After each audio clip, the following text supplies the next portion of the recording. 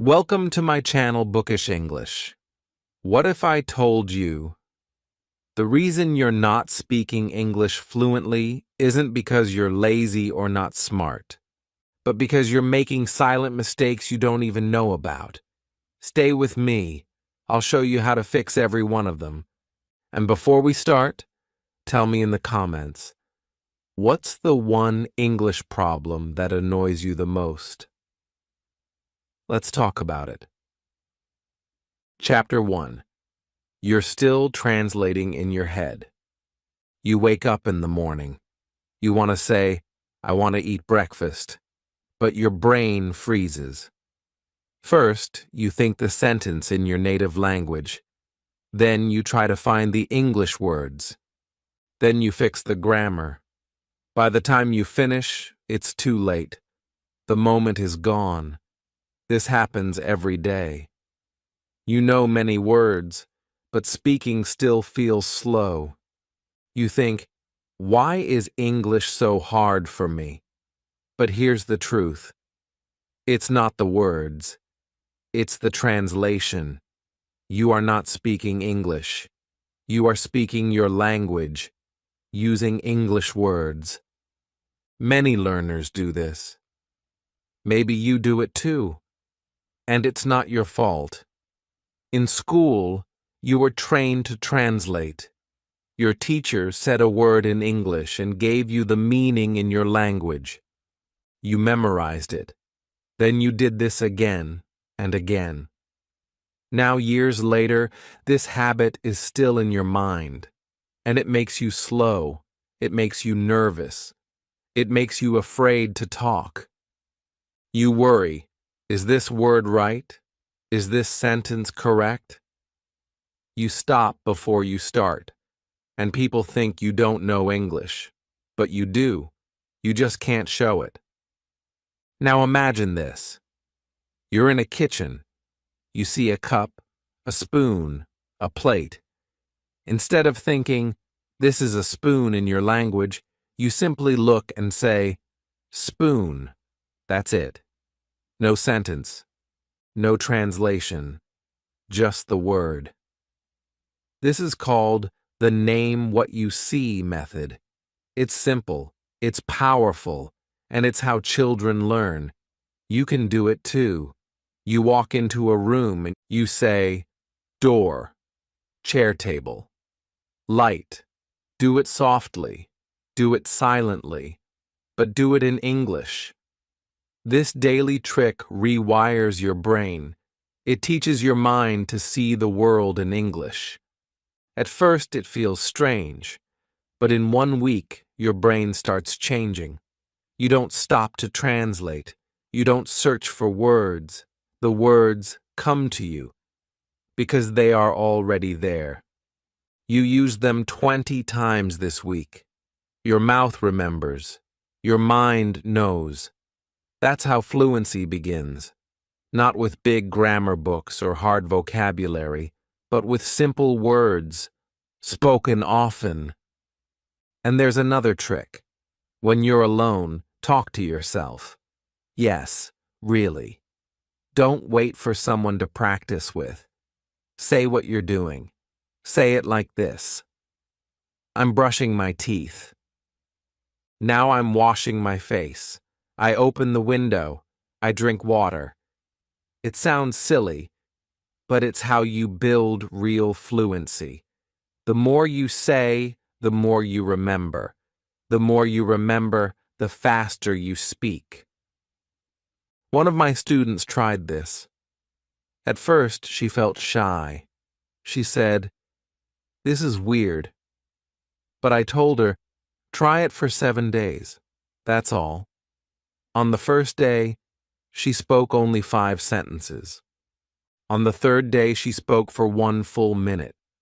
On the 7th day, she spoke without stopping for 5 minutes. She said, it felt natural, like I wasn't thinking, I was just speaking. This is the goal, not perfect grammar, not big words, just natural speech. Natural speech comes when you stop translating and start living in English. One thought, one word at a time. So today, don't try to make perfect sentences. Just name what you see, talk to yourself. Even if it's slow, do it. Even if it's short, say it. No one is watching. But your brain is, and your brain is learning. Because you're not just learning English, you're becoming someone who thinks in English. That's the first step. That's where fluency begins. Are you ready to stop translating? Good. Now let's move to Chapter 2 and discover the next mistake that's blocking your English. Chapter 2. You study grammar, but can't speak. He was the best in class. Always first in grammar tests. He knew all the tenses. Present perfect, no problem. Past continuous, easy. His notebook was full of rules, charts, and examples. His teacher often said, "Well done." But one day, something strange happened. The teacher asked him a simple question. "How was your day?" He froze. He didn't answer. He looked confused. He looked nervous. He opened his mouth and said nothing. This happens to many learners. Maybe it has happened to you. You study grammar every day. You know the rules. You do the exercises. You get the answers right. But when it's time to speak, your mind goes blank. Why? Because knowing grammar is not the same as using it. Grammar is like a map. Speaking is like driving. You can study the map all day, but if you never drive the car, you'll never reach your destination. Grammar gives you structure. It helps you understand, but it doesn't give you confidence. It doesn't give you fluency. Many fluent speakers don't know the names of tenses. They can't explain grammar rules, but they speak easily. How? Because they follow one simple rule: input before output. This means you must first hear and read English again and again before you try to speak or write. Think about how children learn. They don't start with grammar books. They listen for years. They hear words, phrases, and sentences. Slowly, their brain builds patterns. Then one day, they speak. Not because they studied grammar, but because they heard English hundreds of times. You can do this too. If you want to speak correctly, you must listen and read a lot. Not once, not twice, but every day. You don't need to understand every word. You need to feel the rhythm. You need to hear how sentences are made. This is real grammar. Natural grammar. Let me tell you about another student.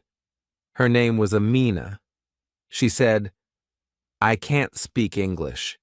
I make many mistakes, but I know all the grammar rules." I told her, "Stop studying grammar for 1 month. Instead, listen to English stories. Read simple books. Watch short videos. Just focus on input." She said, "Okay, I will try." After 1 month, she came back. Her English was different. Still not perfect, but better. More natural. She said, "Now when I speak, words come faster. I don't stop to think about grammar." This is the secret. Fluent speakers don't stop and think. They just speak. And you can too, if you fill your brain with real English. Grammar is still helpful. But use it as a mirror, not a map. After you listen, after you speak, use grammar to understand what you said, not to control what you say. So today, instead of doing 10 grammar exercises, do this. Listen to a short story, read the transcript, repeat one sentence aloud, shadow the speaker. Try to speak the sentence without looking. Do this every day. Don't worry about the rules. Worry about the rhythm. Grammar will follow. Your brain is smart. It will catch the patterns if you give it enough examples. So if you're still stuck, if you feel like grammar is your prison, break free. Close the rule book. Open your ears. Open your eyes. Let the language come in. Fluency starts with listening. Speaking comes next. Grammar is last. That's the path. That's the truth. And now that you know it, are you ready to learn the next mistake? It's a big one. And it's the reason you forget words even after writing them 10 times. Let's go to Chapter 3. Chapter 3. You try to learn too many words at once. He bought a new notebook. He was excited. He wanted to speak English fast, so he made a plan. He would learn 50 new English words every day. He opened the first page and started writing: admire, appear, believe, confuse, decide, explain. The list grew and grew. Day 1, 50 words. Day 2, 50 more. But on day 3, he looked back and forgot almost everything. This is a mistake many learners make. They try to learn too many words at the same time. They believe more is better. They think, if I learn 1,000 words this month, I will speak like a native. But it doesn't happen. They forget. They feel bad. They stop. And they blame themselves. But the problem is not you. The problem is the method.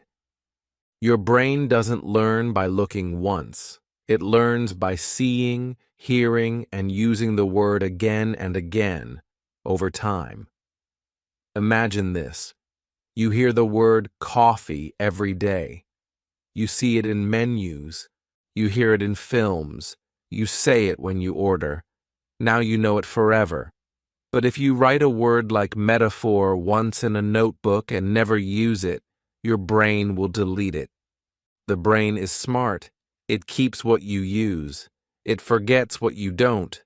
That's why learning 50 new words every day doesn't work. It's too much, too fast, and too dry. The better way? Learn 10 words a day, but learn them deeply. How? Use the daily story method. Here's how it works. Choose 10 words. Now write one small story using all 10. Keep the story simple. Even 3 or 4 lines is fine. Then, read it aloud. Imagine it. Feel it. The more senses you use, the stronger the memory. Here's an example. You want to learn: smile, cold, door, happy, run, coffee, forget, shoes, wait, noise. So you write: I smile as I open the cold door. I see her waiting. She is happy. I run to her. I forgot my shoes. She laughs. We drink coffee.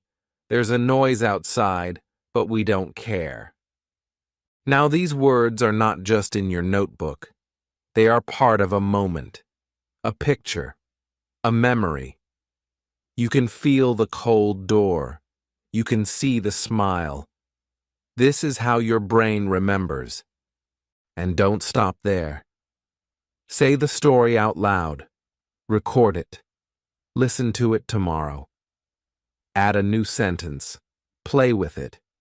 Turn it into a mini movie in your mind. You don't need 1,000 words to speak English. You need 500 words you know very well. Another trick? Recycle old words. Don't throw away yesterday's list. Use them again in today's story. Review old vocabulary like an old friend. Say, Hey, I remember you. Use it once more. That's how words move from short memory to forever memory. Let me tell you about Kareem. He said, I can't remember English words. I learn them, but they disappear. I asked him, how many words do you learn in a day? He said, maybe 30. I told him, from today, learn only 10, but use them. Write a small story. Speak it aloud. After 2 weeks, he smiled and said, now I remember my words. They are alive. So don't chase long lists. Don't race. Don't collect. Connect. Connect words to people, places, stories, sounds. When a word has a home in your heart, it won't leave. And now think about your vocabulary notebook. Is it full of words you don't use? Then it's time to clean it. Start fresh. One small story a day, one real connection. That's the way forward. Because English is not just about remembering, it's about living the words. And when you live them, they stay. Ready for Chapter 4? Let's talk about a mistake that hides behind silence, the fear of being wrong. It's time to break it. Chapter 4. You're afraid of making mistakes. She sat in class every day, quiet, careful. Her teacher asked, who wants to answer? She knew the answer, but she didn't raise her hand. She looked down. Her heart beat fast. She thought, what if I say it wrong? What if they laugh at me? So she stayed silent, and the teacher moved on. This is a silent mistake many English learners make. Not because they don't know the words, not because they are not smart, but because they are afraid of being wrong, afraid of judgment, afraid of looking foolish, so they wait, they stay quiet, and they lose the chance to practice. But here's something important. Every fluent speaker makes mistakes. Even native speakers, even teachers. Mistakes are not a problem. Mistakes are part of the process. If you're not making mistakes, you're not learning. Think about how babies learn to walk. They fall again and again. They don't cry and say, I'm not good at walking. I give up. Number. They fall, they stand, they try again, and soon they walk. It's the same with speaking English. Mistakes are like steps. Each one brings you closer to fluency. Let me tell you about Ahmed. He was afraid to speak English in front of others. He thought people would laugh. I told him, speak 5 minutes every day. Alone. Make 20 mistakes. No problem. At first, he felt strange. Then he laughed. Then he enjoyed it. Soon he spoke to his classmates. Then to a tourist. Then in a job interview. He said, I stopped trying to be perfect, and I started speaking. That is the shift. Don't chase perfection. Chase progress. Every time you say something wrong, you learn something right. You grow. You move forward. But if you stay silent, nothing happens. Sometimes the fear comes from school. Maybe someone laughed at your English. Maybe a teacher corrected you in a bad way. I understand. That hurts. But don't let that old voice control your future. Today, you speak for yourself. You learn for yourself. No one is judging you here. Here's a trick. When you make a mistake, say this out loud. Great. I learned something new. Smile. Laugh at it. Make it your friend. Turn fear into freedom. You can also try mistake practice. Every day, speak for 2 minutes. Say anything. Don't stop to correct. Don't stop to think. Just speak. Later, listen to it. Find one mistake, only one. Learn from it. Do it again tomorrow. Make mistakes your lesson, not your enemy. Another method is the mistake jar. Every time you make a mistake, put a coin or paper in a jar, not as a punishment, as a celebration. When the jar is full, buy yourself a gift. Why? Because it means you practiced. You tried. You didn't hide. Fluent speakers are not mistake-free. They are fearless. They know mistakes are signs of learning, and you can be the same. The world doesn't need your perfect English. It needs your real voice. So today, speak. Even if your grammar is wrong, even if your pronunciation is strange, speak. Because every word you say is one step closer to fluency. And silence takes you nowhere. Now ask yourself, what's one English sentence you are afraid to say? Write it down. Say it now. Whisper it. Say it again. And get ready. Because in Chapter 5, we'll talk about something that looks like learning, but actually slows your speaking. It's a habit most learners don't notice. But once you do, your speaking will grow faster than ever. Let's go. Chapter 5. You only listen without repeating. He watched English videos every day. He listened to podcasts. He watched movies. He thought, this will help me speak better. But months passed, and nothing changed. He could understand more. But when he tried to speak, he still froze. He said, "Why is this so hard? I listen to English for hours." And the answer is simple, because listening alone is not enough. This is a mistake many learners make. They think passive listening, just watching or hearing English, will automatically make them fluent. But passive listening is like watching someone lift weights and thinking your muscles will grow. It doesn't work that way. You must use your voice. You must move your mouth. You must train your speaking muscle again and again. Think about it. You listen, and your ears understand. That's one part. But fluency happens when your mouth and your brain work together. You must speak the sounds. You must feel them.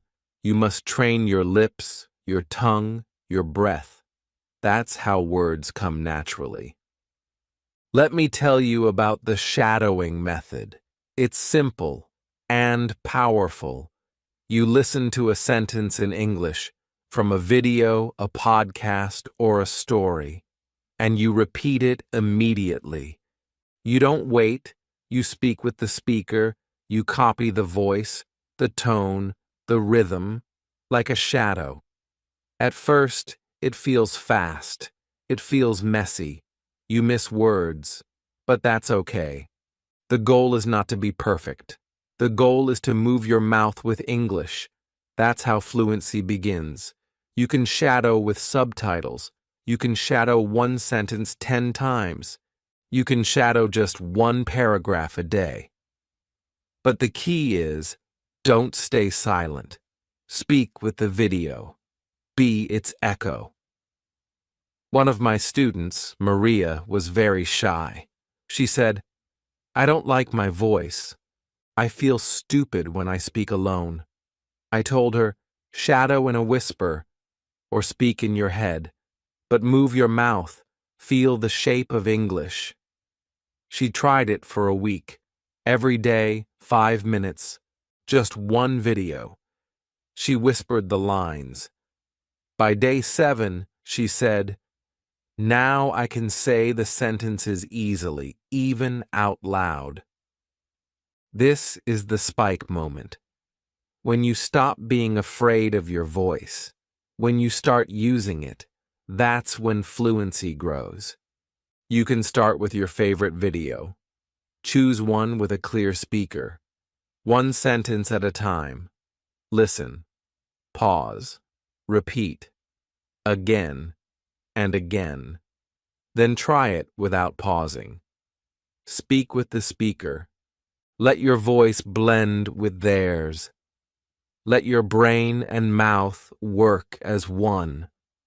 Another trick? Record yourself. Shadow one sentence. Then play it. Then speak again. Compare. You will hear your mistakes, but you will also hear your progress. Day by day, your voice becomes stronger, your rhythm becomes smoother, you become more confident. Fluency is not just about listening, it's about saying what you hear, feeling the sounds, owning the language. And here's a secret.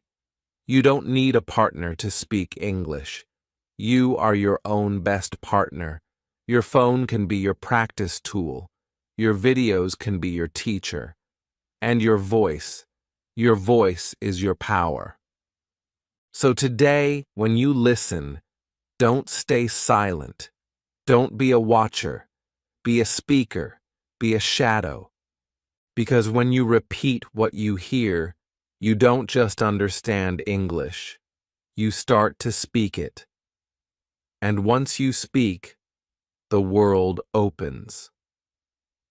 Now let's go to Chapter 6. You'll learn why many learners feel afraid when they meet native speakers, and how to face that fear with one simple trick. Let's go. Chapter 6. You avoid native speakers.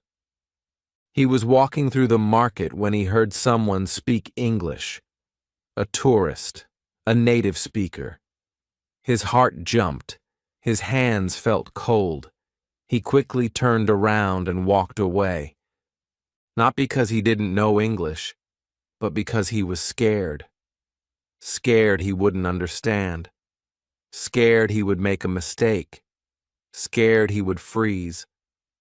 So, he avoided the chance. Again. This is more common than you think. Many English learners are afraid of real conversations with native speakers, not because they don't want to talk, but because their mind says, "You're not ready." Their heart says, "What if you don't understand?" And their confidence disappears. They smile, they nod, but they don't speak. Let me tell you something important. Native speakers don't expect perfect English. They don't care if your grammar is wrong. They don't care if you pause or search for a word. Most of them admire you for trying, because they know English is not easy. But I understand your fear. I've seen it many times. The fear of not understanding fast English. The fear of not finding the right word. The fear of silence. It feels big. It feels real. But you can beat it, not by avoiding it, but by starting small. Don't think of conversations as big, long talks. Start with one line. That's the one-line challenge. You don't need to have a full conversation. Just say one sentence, one question, one answer. It can be as simple as, "Hello, how are you? Where are you from? I like your shoes. Have a nice day." Say it and walk away. That's it. No pressure, no follow-up, just one line, every day, to one person, a shopkeeper, a tourist, a classmate, a stranger online. The first time feels hard, but the second time feels better. By day 10, your brain says, "This is okay," and your heart believes it. Another trick is the 3-second eye contact method. When you see someone who speaks English, look at them for 3 seconds, smile, then look away. Do it again the next day. Why? Because confidence grows step by step. First eye contact, then a smile, then a word, then a sentence. That's how you build comfort. You can also practice with AI or language exchange apps. Talk to someone online. Use text if voice feels scary. Then slowly use voice. Then video. It's like climbing a ladder. One step at a time, and every step is progress. Let me tell you about Lila. She never spoke to native speakers. She said, "I feel small around them." I gave her the one-line challenge. The first week she only smiled and said hi. The second week she added, "How are you?" The third week, she had a full 2-minute talk with a tourist at a museum. She said, "I was still nervous, but I did it." That is success, not perfection, courage, not fast answers, simple effort. When you stop running away from native speakers, you stop running away from fluency. Here's something to remember. Fluent English is not just about knowing the language. It's about using it in real time with real people. That's where the magic happens. So today, if you see someone speaking English, don't hide. Don't run. Smile. Say one thing, just one. You don't need to be ready. You just need to begin. Because every time you speak, even one word, you get stronger, and your fear gets smaller. Now, in Chapter 7, we'll talk about a mistake that sounds small, but can stop your growth completely.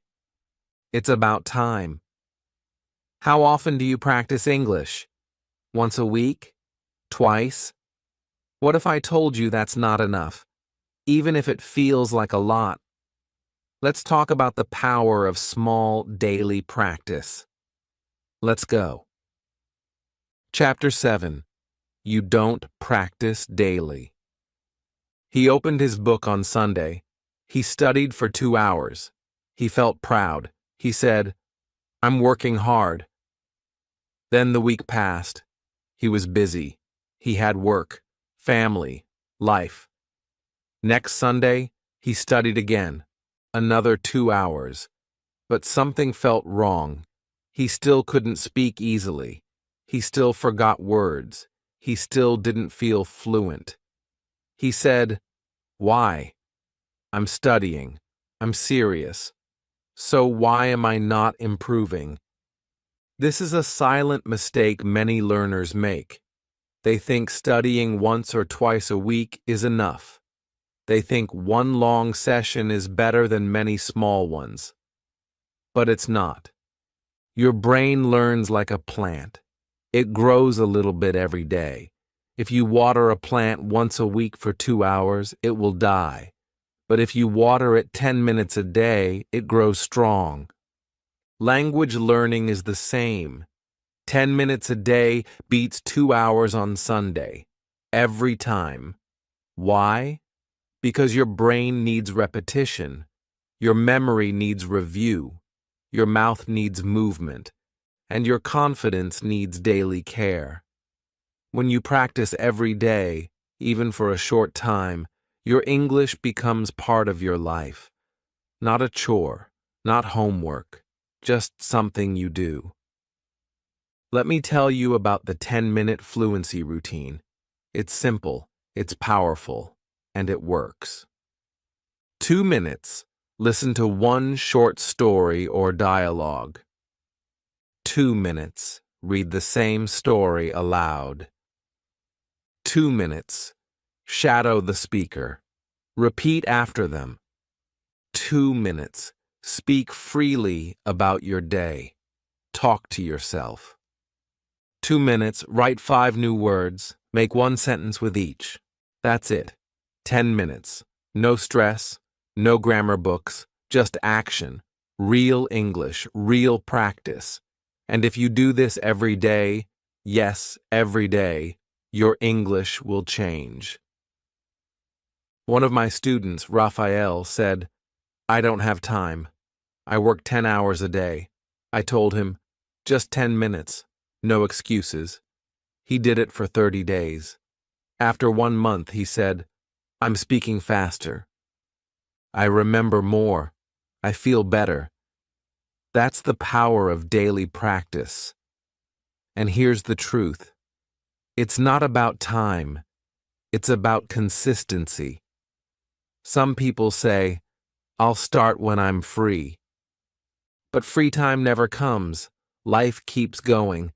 You must start now, even if it's just 5 minutes, even if it's just 1 exercise. Start and keep going. You don't need to be perfect. You need to be present. You don't need to learn everything today. You just need to show up every day. And here's a bonus tip. Link English to your habits. Listen to English while brushing your teeth. Shadow a line while walking. Say 10 words before sleeping. Make English part of your life, not just your study plan. Because language is not something you learn and forget. It's something you grow, like a garden. Slowly, daily, beautifully. So today, don't wait for the weekend. Don't wait for the perfect time. Open your mouth. Listen. Read. Speak. Write. Even for 10 minutes. Especially for 10 minutes. Because small steps every day take you farther than big steps once a week. Now, in Chapter 8, we go deeper. We'll talk about a mistake that hides inside your books. Yes, books, because many learners think reading grammar books will make them fluent, but they forget about real English, the kind we actually use in life. Ready for that shift? Let's go.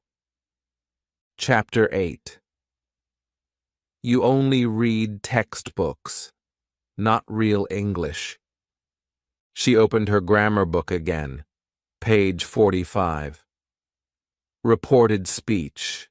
Indirect questions. She read the rules. She read the examples. She understood the explanation. But later that night, she watched a movie. The people were talking fast. They used contractions. They used jokes. They used feelings. She didn't understand. She said, "Why can't I follow this? I know the rules." She turned off the video and felt lost. This happens to many learners. Maybe to you. You read the books. You study the rules. You finish the exercises. But when you hear real English, in movies, in songs, in real life, you feel like it's a different language. Because textbook English is not real English. It's clean. It's quiet. It's perfect. But real English is alive. It moves fast. It uses phrases. It uses chunks. It uses emotion. Real people don't say, "I do not know." They say, "I don't know." They don't say, "I am going to visit my grandmother." They say, "I'm going to see my grandma." Real English is full of feeling, sound, rhythm, and shortcuts. If you only read textbooks, you miss all of that. Let me tell you what changed one student's English forever. His name was Bilal. He said, "I read my English grammar book every day, but I still can't understand native speakers. I gave him a simple story, a fairy tale. It was called The Girl with the Rose Heart. The language was simple, the sentences were short, but the story had feelings, love, mystery, sadness. He read it slowly. He imagined the scenes. He read it aloud. And something strange happened. The next time he watched an English video, he understood more. He said, "I don't know how, but I feel like I know what they're saying now." That's the power of real English. Stories give you more than vocabulary. They give you the way real people speak. They teach you how words live together, not alone. In grammar books, you learn one word at a time. In real English, you learn in phrases. Take your time. Let me know. What's up? You made my day. These are chunks. Your brain loves chunks. It remembers them better. It uses them faster. Because this is how we speak in real life, in small pieces, not long rules. Another truth, when you read a real story, you also feel something. And when you feel something, you remember it. That's how your brain works. It doesn't remember rules. It remembers emotion. It remembers love, surprise, fear, laughter. That's why reading a simple fairy tale can give you more English than reading 10 pages of grammar. So today, ask yourself, what kind of English are you reading? Are you only reading examples in a book? Or are you reading the kind of English people actually use? You don't need to stop grammar completely, but don't make it your only food. Mix it. Add stories. Add dialogues. Add comics. Add songs. Add subtitles. Make your English diet full of flavor. Because English is not just about accuracy. It's about connection.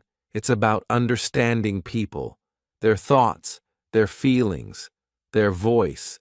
So tonight, pick a short story. Read it for fun.